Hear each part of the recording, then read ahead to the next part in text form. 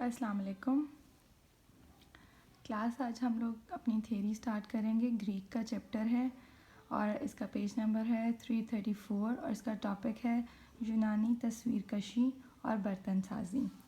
आप इससे पहले इसका स्कल्पचर पढ़ चुके हो और बाकी का इंट्रोडक्शन भी पढ़ चुके हो, तो आज हम इसकी तस्वीर कशी और बर्तन साजी के बारे में जानेंगे। बहुत अरसे तक यूनान में तस्वीर कशी अलहदा फ़न की हैसियत से मकबूल ना थी। मतलब इसका ये है कि जब यूनान में जो तस्वीर कशी है या पोर्ट्रेट्स हैं या लाइव ड्राइंग्स हैं या इस तरह की जो पेंटिंग की टेक्निक्स हैं वो इतनी ज़्यादा मकबूल नहीं थी, लाइक उसको कोई अलहदा हैसियत नहीं हासिल थी। वो इसी तरह बर्तनों पे या स्टैचूज़ की फॉर्म में या जिस तरह वो छोटे छोटे उनके पास स्टोन्स जो होते थे जो गले में पहनते थे उसके ऊपर सिर्फ बनाते थे, अलहदा से नहीं बनाते थे। छठी सदी कबल मसीह तक बहुत से फ़नकार अपनी जहानत का इजहार बर्तनों को रंग करके करते रहे। तो वो क्या करते थे कि अपने आर्ट को दिखाने के लिए वो बर्तनों को रंग करते थे। इसी वजह से यूनानी बर्तनों पर तस्वीर कशी यूनानी तस्वीरी आर्ट के इजहार का कीमती ज़रिया है। तो वो क्या करते थे, बर्तनों पर तस्वीर कशी करते थे।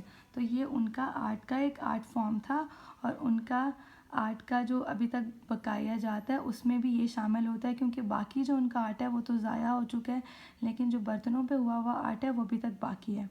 इसके अलावा तस्वीर के मौज़ूआत कदीम यूनानी देवामाला यानी कि जो उनके रिलीजियस पॉइंट ऑफ व्यूज़ थे या उनके जो रिलीजियस गॉड्स थे उनके ऊपर उन्होंने बनाया। फ़ौज, जिस तरह के वॉर हो रही है तो वॉर सीन्स बनाते थे। तारीख़, जो तारीख़ी अगर कोई तारीख़ी वाक़या पेश आया है उसके ऊपर तस्वीर कशी की। सोशल ज़िंदगी, जो उनकी रोज़मर्रा की ज़िंदगी थी, खेलों के मुख्तलिफ़ पहलुओं पर रोशनी डालते थे। बर्तनों पर बनाई गई तस्वीरों की अहमियत इस वजह से भी ज़्यादा है क्योंकि इनकी बनाई हुई बाकी पेंटिंग्स तबाह हो चुकी हैं। जब जंग हुई, यूनानियों पे हमला हुआ तो सारी पेंटिंग्स ज़ाया हो गई, लेकिन बर्तनों पे जो पेंटिंग्स हुई थी वो कुछ बच गई। तो उससे जो आर्ट है, जो इनकी तस्वीर कशी का आर्ट है, वो उससे मालूम होता है। यूनानी बर्तनों का इस्तेमाल ऑब्वियसली यूनानी बर्तनों का वही था जो आम रोज़मर्रा की ज़िंदगी में हमारे यहाँ होता है। खाने पीने के लिए और रोज़मर्रा की ज़िंदगी के लिए ही बर्तन इस्तेमाल होते थे। कुछ डेकोरेटिव भी होते थे, उनके बारे में हम पढ़ लेते हैं अभी। कदीम यूनानी बर्तन ना सिर्फ घर में इस्तेमाल होते बल्कि शराब, शहद और जैतून के तेल को मुल्क के दूर दराज इलाकों और मगरबी ममालिक में बरामद के लिए भी इस्तेमाल किए जाते थे।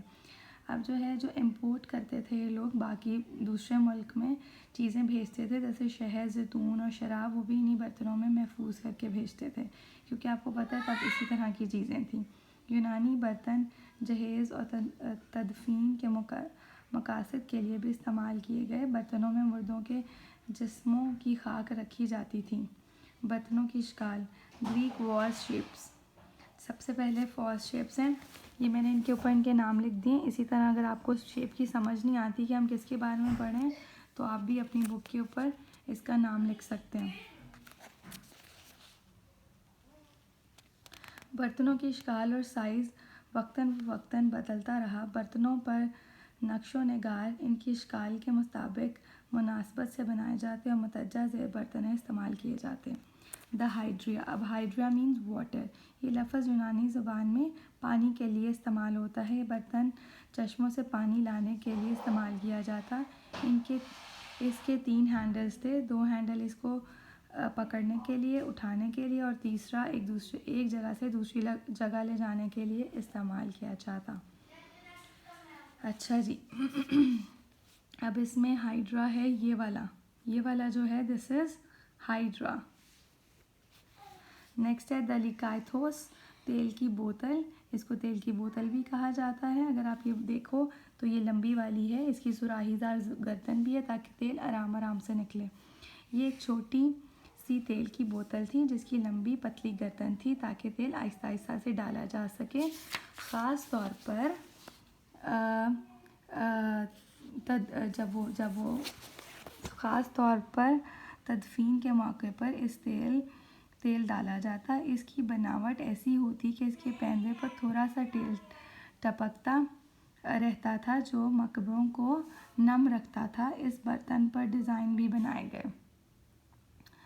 द कराटर, अब मैं आपको द कराटर की भी पिक्चर दिखा दूँ ताकि आपको समझने में आसानी हो जाए। ये है द कराटर, ठीक है।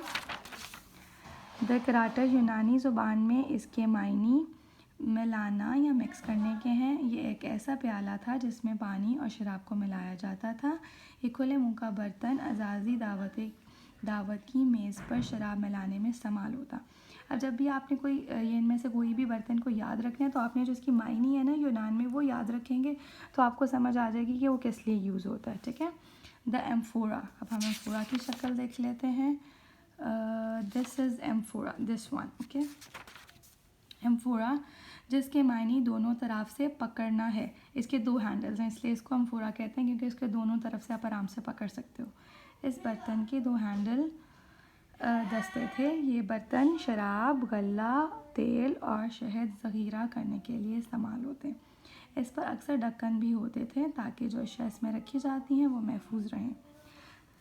द कालिक्स, ये है जी, ठीक है। ये थोड़ा सा वाइड है इसका माउथ और इसके भी दो हैंडल्स हैं और नीचे से ये इस तरह से चपटा है। काइलेक्स ये एक अहम किस्म का खुले मुंह वाला पीने का प्याला था। नेक्स्ट है द ओयचोलो, दिस वन इज, ठीक है,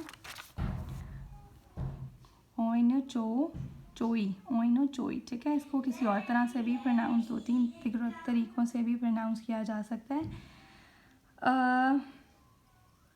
ओइनोचोई ये शराब का जग था। इसका गला हिस्से में 3 गोशे में मुड़ा हुआ था। अब आपको दिखा देते हैं, देखें 1, 2, 3 गोशों में ये मुड़ा हुआ है और आगे से ये पॉइंट है तीसरा, ठीक है।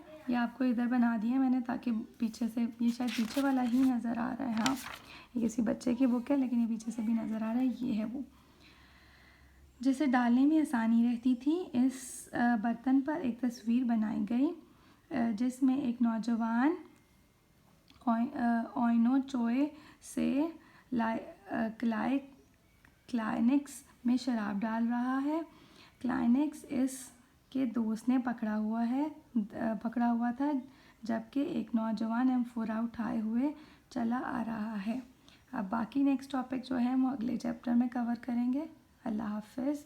और जो आपके क्वायरीज़ हो मुझसे व्हाट्सएप पे पूछ लीजिएगा। Thank you.